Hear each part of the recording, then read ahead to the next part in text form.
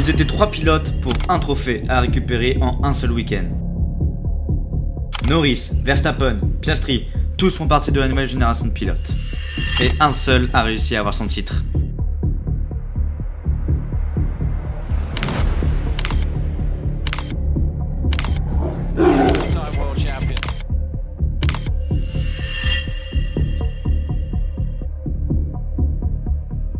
Chers interzennes, bienvenue dans le récap auto de la dernière manche de Formule 1 2025. C'était la 75e saison cette année et on sait enfin qui est le vainqueur du championnat pilote. 75e saison épique, historique, tout ce que vous voulez. Et c'est parti pour le récap de cette semaine automobile en Formule 1.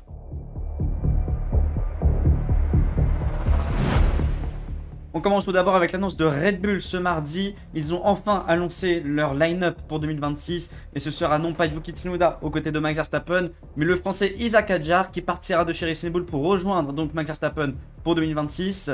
C'est dans sa place chez Racing Bull à Arvid Imblad, jeune pilote de Formule 2. Et Yuki Tsunoda ne sera plus en Formule 1, il sera seulement 3ème pilote pour Racing Bull et Red Bull.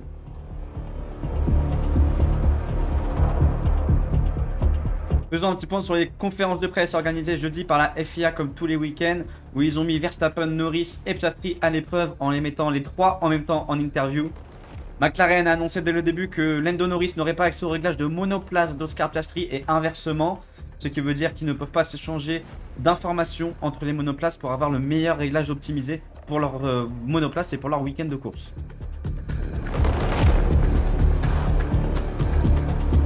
Vendredi, les voitures prennent la piste sur le circuit de Yas Marina à Abu Dhabi et là, les moteurs rugissent. Lors des essais libres 1, Charles Leclerc perd le contrôle de sa Ferrari au virage 5. Heureusement, sans conséquence pour la monoplace, il a réussi à repartir sans taper le mur. Chapeau. Norris a signé le meilleur tour des essais libres 1 avec seulement 8 millièmes d'avance sur Max Verstappen. Leclerc, lui, aussi était rapide avec seulement 8 millièmes de retard sur Verstappen. Il était donc 3ème. Une renaissance de Ferrari après 2 grands prix chaotiques, que ce soit pour Lewis Hamilton ou Charles Leclerc. Même si Hamilton, lui, était encore en difficulté au début du week-end. Belle surprise également de voir Oliver Biermann à seulement 2 dixièmes de Lando Norris lors de la première séance d'essai. Le rookie, on a beau dire ce qu'on veut, il a une voiture de merde, etc. Il a quand même réussi à marquer de gros points cette saison et surtout à nous sortir des masterclass. Piastri, lui, n'a pas figuré sur le classement des essais libres 1 puisque 9 rookies ont remplacé les vrais pilotes de Formule 1 pour faire des tests en Formule 1. Piastri était remplacé par Patty Howard. Charles Leclerc, lui, était coéquipier non pas avec Lewis Hamilton, mais avec son petit frère Arthur Leclerc. Lors des essais libres 2, les résultats étaient sensiblement les mêmes, avec le meilleur tour pour 3 dixièmes devant Max Verstappen. Encore une fois, Biermann a signé une belle 4ème position derrière Russell. Malheureusement, Piastri, lui, a terminé très loin, 11ème position à 7 dixièmes de son coéquipier. Autant dire qu'à ce moment-là, je me suis dit que le titre pour lui, c'était déjà mort.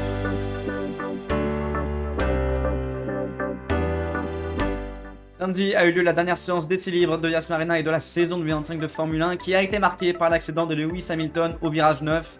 Le Britannique a perdu sa monoplace en prenant un petit peu trop le vibreur intérieur, perdant immédiatement à l'arrière direction le mur. Hamilton a dit à sa radio que sa voiture se serait affaissée à l'avant, sous-entendu qu'il y a eu une rupture mécanique. Mais là-dessus, pas de déclaration officielle de Ferrari au sujet de l'accident de Lewis Hamilton. La séance a donc été interrompue pendant 15 minutes, drapeau rouge, mais le chronomètre lui continuait de défiler, donc ça a été du temps perdu précieux pour chaque écurie, qui n'ont pas pu peut-être avoir toutes les informations qu'ils devaient avoir habituellement. Pour les essais 3, ce n'est pas Norris qui a eu le meilleur temps, mais George Russell qui a réussi à avoir le premier temps de ces essais libres 3. Dans sa Mercedes, il a réussi à battre les McLaren George Russell pour 4 millièmes seulement sur Lando Norris, et Verstappen était en 3ème position avec 1 dixième de retard sur Lando Norris. Encore une fois, Biermann, belle performance, il a signé un 7ème temps, mais cette fois-ci pas tout seul puisque Esteban Ocon était avec lui et l'a rejoint en 6ème position. Les Haas avaient l'air de très bien performer lors des essais libres. La journée du samedi a continué avec les qualifications, ultime séance de la saison.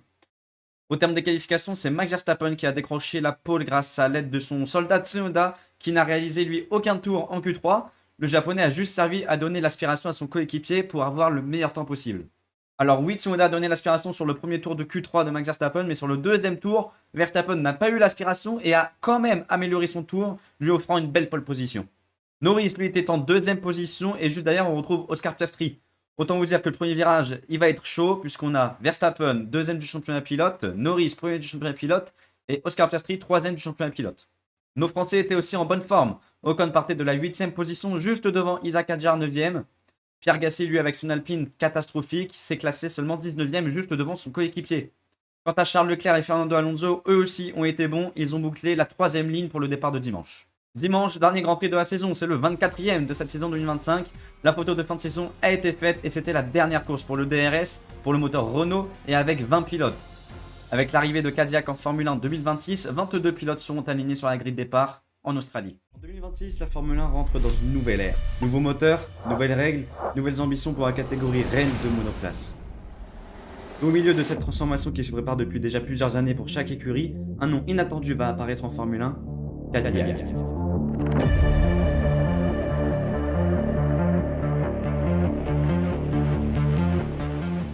Constructeur reconnu, symbole du luxe américain, Cadillac s'apprête à rentrer dans le championnat le plus prestigieux du monde. Mais pourquoi maintenant? Avec quels moyens? Et qu'est-ce qu'on peut attendre d'eux dès 2026? Bienvenue sur Simtech, nous allons parler aujourd'hui de Cadillac et son arrivée en Formule 1 dès la saison prochaine en 2026 pour aligner 2 voitures supplémentaires sur la grille de départ.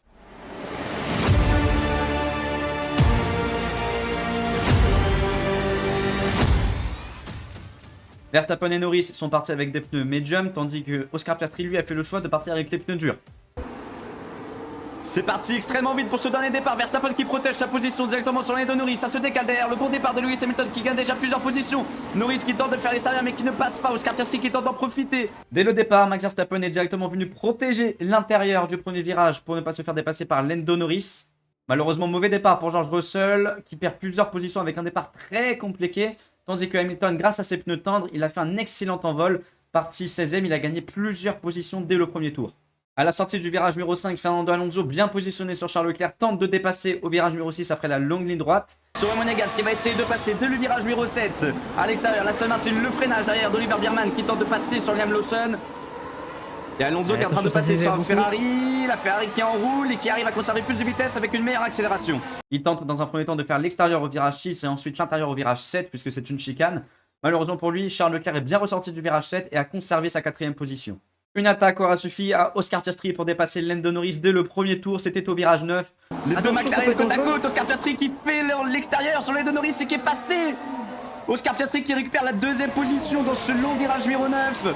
L'Australien s'est positionné à l'extérieur de son coéquipier. Il a enroulé merveilleusement bien Lando Norris pour récupérer la 2e position juste devant son coéquipier, juste derrière Max Verstappen. Verstappen sur son premier stint a été exceptionnel. Il a réussi à prendre 2 secondes d'avance sur Oscar Piastri, environ 5 secondes d'avance sur Lando Norris. Et Piastri lui avait pris 4 secondes d'avance sur Lando Norris, ce qui est vraiment pas mal. Norris s'est arrêté au 16e tour, tandis que Max Verstappen s'est arrêté 6 tours plus tard au 23e tour. Norris s'est retrouvé derrière Yuki Tsunoda qui a encore une fois servi de soldat. Cette fois-ci, la défense était très limite de Tsunoda. Aspiration, DRS, Tsunoda qui se décale. Il essaie de couper l'aspiration. Norris qui la prend, attention à Yuki Tsunoda qui l'a presque mis en dehors de la piste.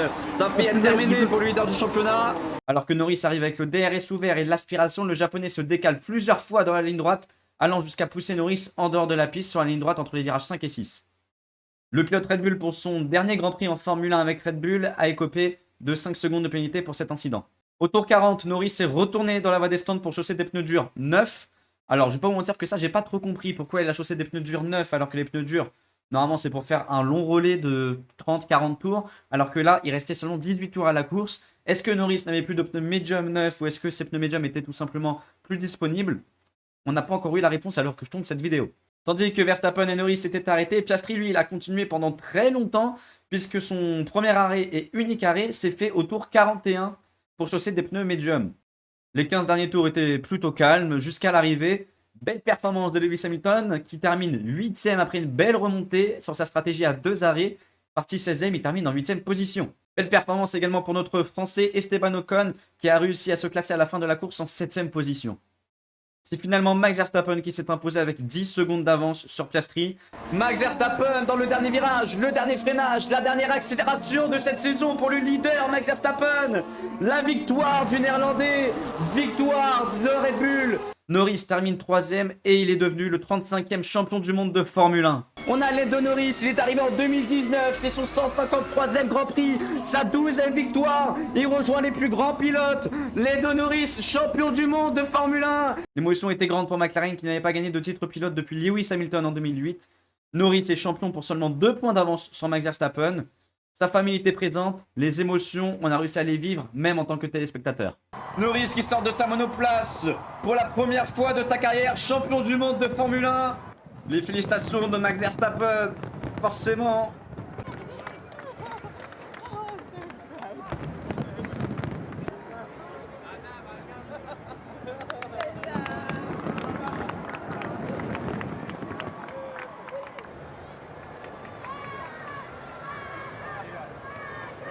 Mesdames, Messieurs, c'était votre dernier récap automobile qui vous a été présenté par Terzo pour une fois. Merci d'avoir écouté ce récap automobile de 2025. C'était le dernier de cette saison, l'édition spéciale sur la Formule 1 à Abu Dhabi, avec une saison extrêmement mouvementée. On se retrouvera l'année prochaine. On vous fera une vidéo pour vous expliquer tout ce qui va se passer en 2026 en Formule 1, au niveau de la réglementation, des nouveaux pilotes, etc. On vous fera une vidéo dédiée là-dessus qui sortira fin janvier, début février.